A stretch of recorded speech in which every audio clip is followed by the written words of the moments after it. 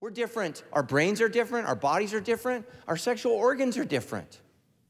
Like women, ladies, I'm not an expert on women, so don't like email me. Okay, but you have ovaries. I've never seen them, but I've seen pictures of them. Okay, you have ovaries. And ovaries are your like sexual thermometer, organ, whatever you want to call it. And here's what I think women's ovaries are like. I think they're like, and again, I'm a guy, forgive me. I think they're like the United Nations. They're hard at work. They are working to make the world a better place. They're working long hours, and they work a 3-week cycle. They work 24 hours a day. They don't take time off.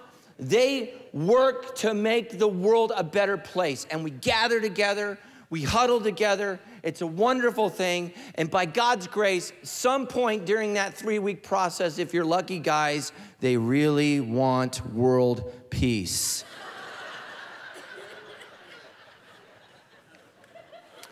Guys, don't miss that meeting. Do not miss that meeting. Because when you miss it, it's gone. So they work. These ovaries are working right now. They're working. They're gathering and they're huddling. And they're trying to make world peace. And every 3 weeks, their work it washes away. Just gone. We got to start over. And man, it's sad and we're a little grumpy because we worked hard for 3 weeks. Period. Right? Period.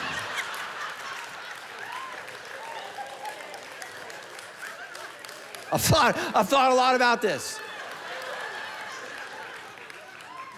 Okay, guys, you don't have ovaries. You have testes. Testicles. Your testicles are not the United Nations. They're North Korea. You got a bunch of North Koreans, they're down in the dungeon and they're working hard.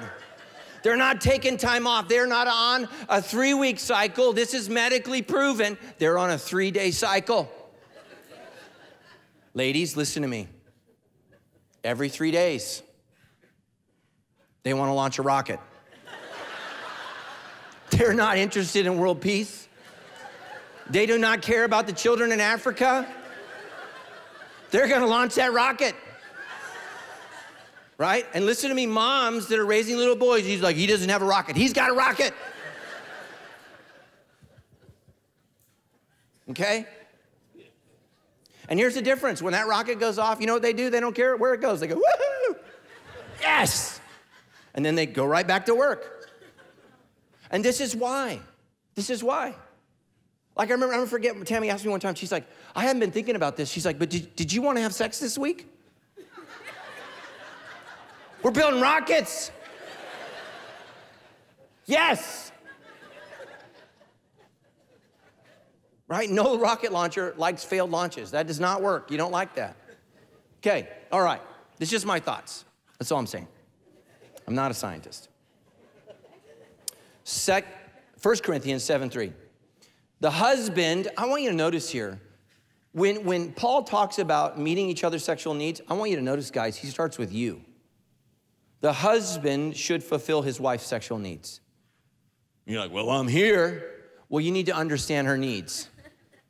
Her needs are different. She's different than you. Ask her, how can I meet your needs? What does that look like?